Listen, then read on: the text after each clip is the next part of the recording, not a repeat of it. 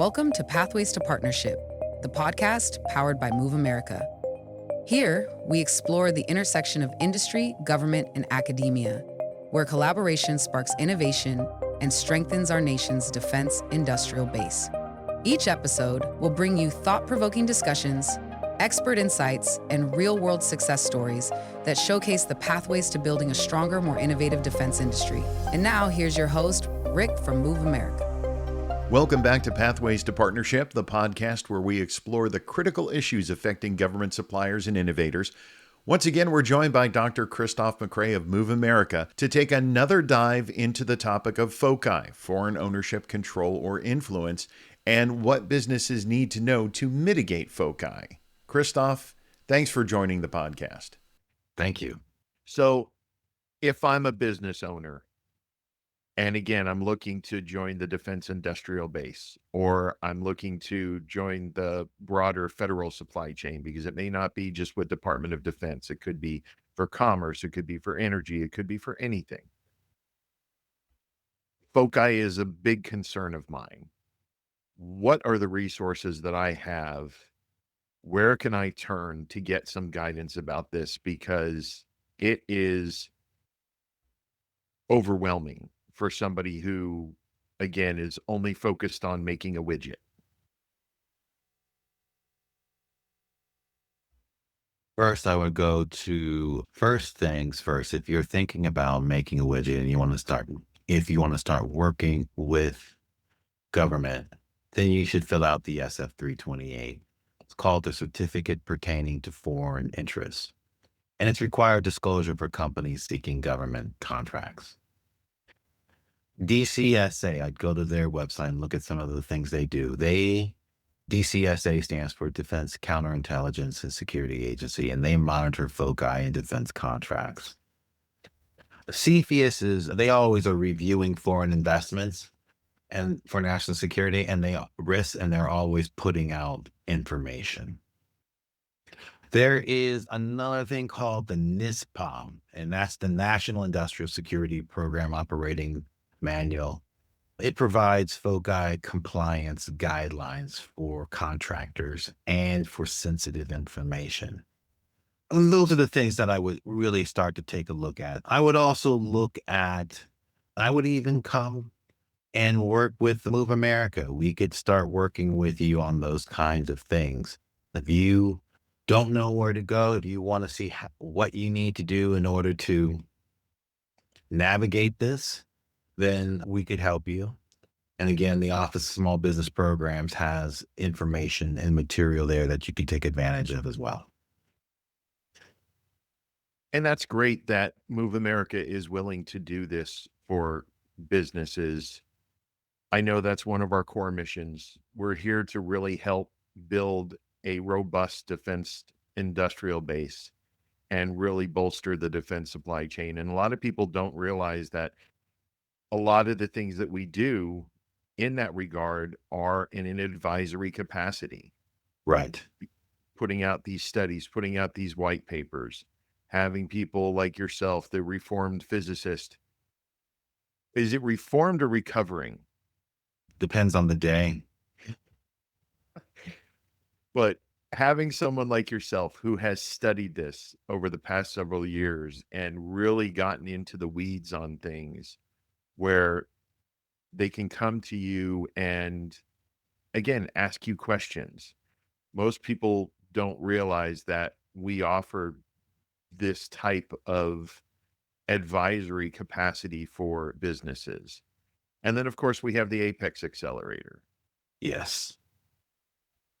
Which is, to say that their services are invaluable, I think would be an understatement at times, because it really is about helping any company, regardless of size, regardless of location. There are Apex Accelerators all around the country, including ours in Dearborn, Michigan, that are willing to help any company, regardless of size, regardless of industry, that wants to get into federal procurement.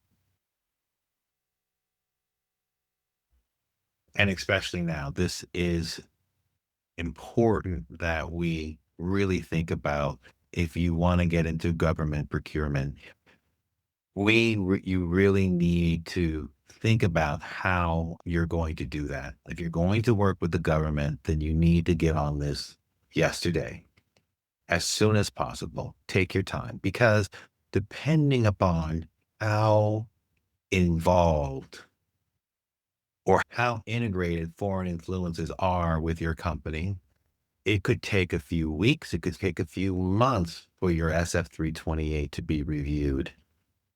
It's always dependent upon what is going on. Now, there's a lot of companies out there that have no direct influence or no direct work with foreign companies at all. And for them, it only takes a few weeks, a week or two, if at most. But then there are some that, hey, we're trying to go international. And we have developed contacts, and we have gotten funding from a lot of different companies overseas. You need to get in, you need to put that information in there and get out there and see. Go and make sure that you're checking off all your boxes, but then submit your SF 328 so that somebody else can go behind you.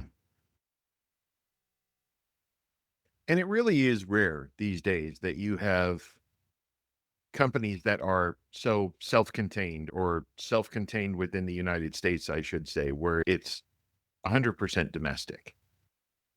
That's true. That is true. The world's No.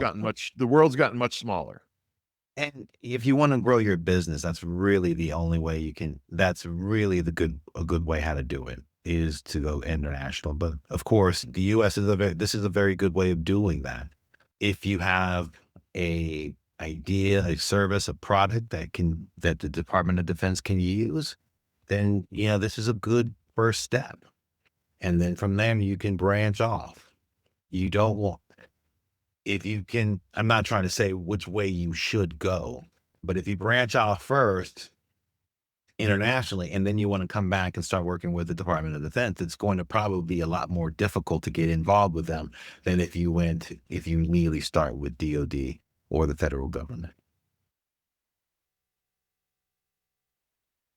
Any final thoughts about FOCI? We've covered a lot. I think we've given some really good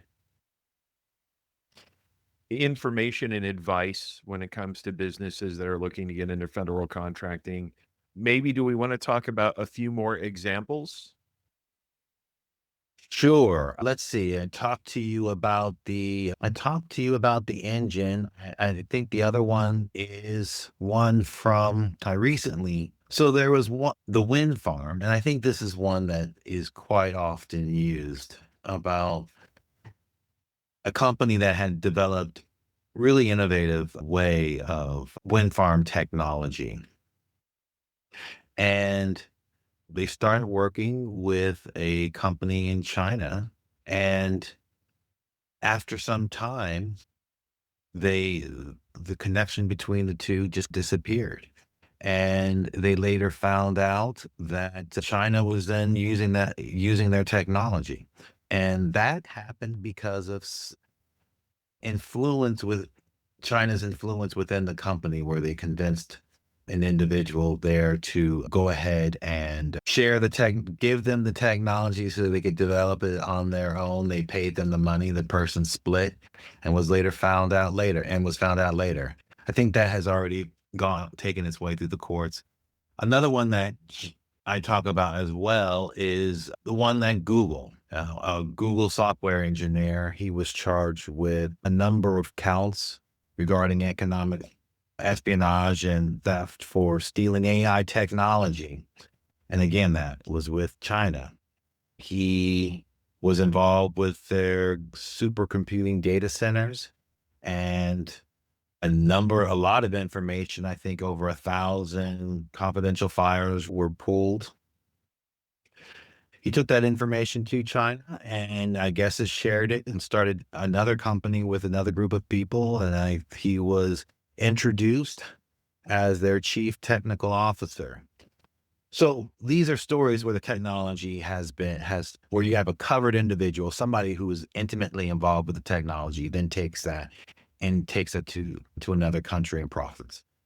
The other issue another issue that pops up from that example is that while he was over in China, while he was over doing what he needed to do to set up this company and show them the information, somebody within Google was using his badge and swiping it so that they thought he was in the company, that he was in the building. And this reflects, hey, insider trading, malicious insider. This reflects a covered individual. These reflect people who are able to, this reflects a situation that companies are going to have to be aware of. I guess in closing, one thing I want to say though is we know that FOCI is a problem, but we don't want to come down so hard that foreign direct investment plummets. Foreign direct investment, United States business practices are loved that over 25% of all global investment comes into the United States. That's been good. That helps create fertile soil where people with innovative ideas have a place where they can plant those ideas and hopefully they can grow. We just have to make sure that these people who have these innovative, creative ideas are just doing their due diligence. All companies should take a proactive approach and implement effective ways of looking at these things. One thing, risk it. When you're looking at your company, you want to be able to identify, analyze, mitigate, and continuously monitor. We always try to say those things. Your programs and your projects that are going on, continuously monitoring is going to help you at least catch a few. Are you going to be able to catch everything? Probably not. That this is continuously changing. What you want to do is you want to just make it as difficult as possible for somebody to make it out of there. And that's it. Excellent. There are a number of red flags. Let's just say, first of all, who are you working with? Are they investors from China, Russia, Iran, or North Korea? Are they coming from country? Is that entity coming from a country of concern as specified by the State Department? That would be one concern. If you're working with a company that has very difficult ownership structure where you don't really know where one is going or where the money is coming in or who does what. If it's an opaque ownership structure, that's probably another red flag. Let's see. If you are heavily reliant on a foreign vendor for a critical component, that's probably another red flag that you should probably be aware of. If you're working with somebody, I've already said if you're working with somebody from a country of concern, if you have employees that are participating in a lot of foreign talent programs, they're participating with if they have connections with people from countries of concern, that's probably another red flag. I know when I was still in the R&D field, I never was invited. I think I should be insulted, but I know one or two people who are doing some really cutting edge fiber work were given opportunities to teach at foreign universities overseas at the time. Now that should be another red flag. And I think that's all I can say right now. Could that also extend over to those who are offered advisory positions with Yes. a company? Because you get those a lot nowadays on LinkedIn. People are always saying, "Oh, your expertise is absolutely fantastic. We would love to have you serve on this advisory board. We will simply ask you some questions. We're going to take that information and we're going to share that with the board or with the membership, and we're going to give you a generous stipend." If you don't know who that advisory board is, that should be a real big red flag, right? Yes. Remember, FOCI, one part of it is called influence, and it's about developing relationships. It's really about developing relationships. I don't necessarily have to have ownership ties into your company, but if I can control you or I can influence you by just a lot of that is built on first relationships. You always have to think about, who am I building a relationship with? What exactly are they asking of me? What information do I need to be mindful of that I cannot communicate? So, yes, you're absolutely right. And something like that, especially those advisory board positions, that just plays on human nature because who doesn't like to talk about themselves and brag about themselves at least a little bit? And especially if it comes with some money, that kind of greases the wheel a little bit more.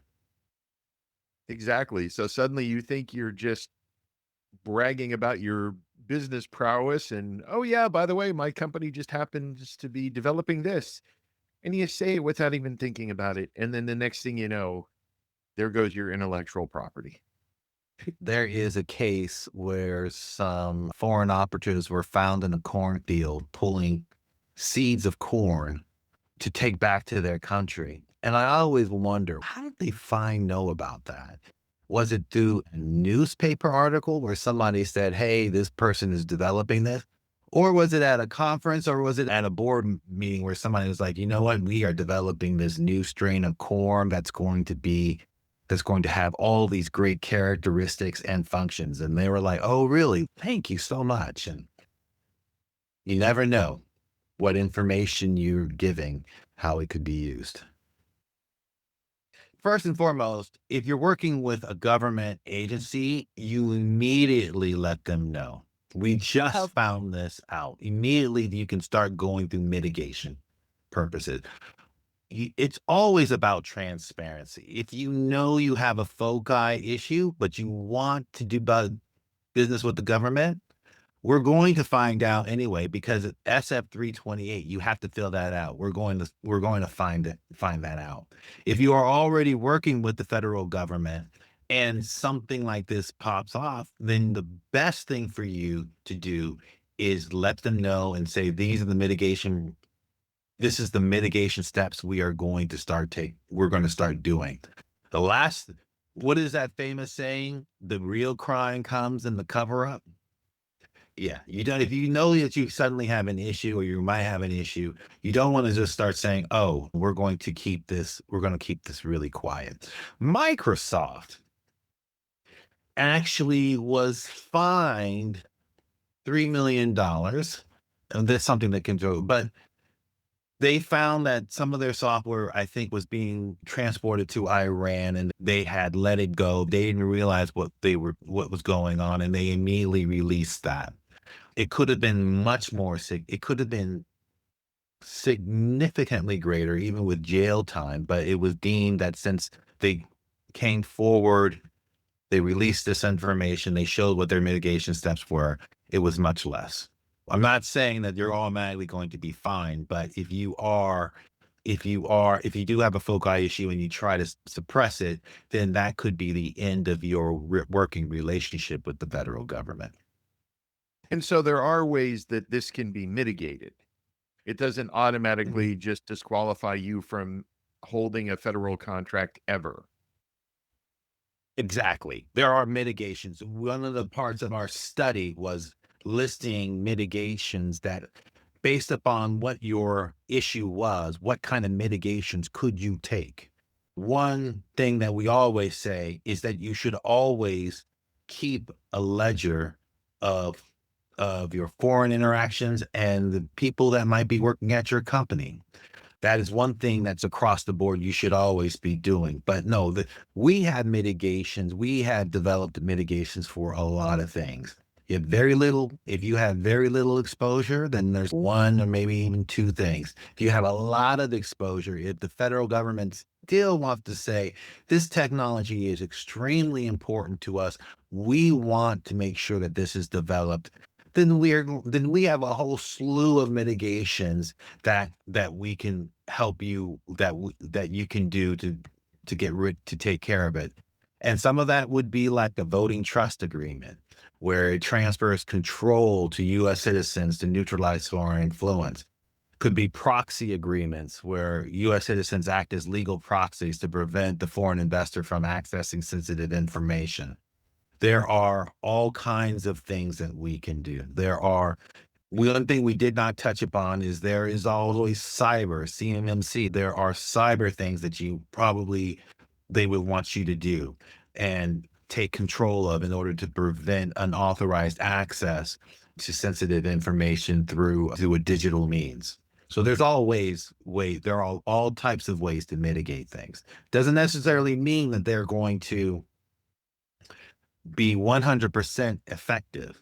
It just means you're better protected. You've satisfied the government requirements, and you might have prevented something from happening. Yeah. Yeah, and I think that's something that could really help businesses again as they're looking at FOCI as an issue, because immediately we start to jump to the worst case scenario. I'm going to lose my contract. I'm going to lose my reputation. My business is going to go under. They don't realize that having that transparency and the speed at which you have that transparency, again, you find out about it. It's almost like the saying that they have in airports and train stations: see something, say something. The quicker you say something, the quicker you start to take those mitigation steps, the quicker it could all be behind you, rather than having everything just completely go off the rails. And it also helps the federal government as well, because if it's something new that nobody has ever seen before, then we understand, hey, this is how it was done. Therefore, these are the steps that we need to take in order to prevent it from happening again. And to wrap things up, mitigating FOCI isn't just about compliance, it's about resilience. Remember, the faster you act, the stronger you become. This has been another episode of Pathways to Partnership. Until next time, keep innovating, but keep yourself protected. This podcast is for informational purposes only and does not constitute legal, financial, or professional advice. The views expressed by the host and guests are their own and do not necessarily represent the views or positions of Whom America or its affiliates. Always consult with a qualified professional for advice specific to your circumstances. For more information about Move America and our mission to strengthen the defense industrial base through innovation and collaboration, visit us at www.moveamerica.org. Thank you for tuning in to Pathways to Partnership, powered by Move America. Until next time, stay inspired, stay innovative, and we'll speak with you soon.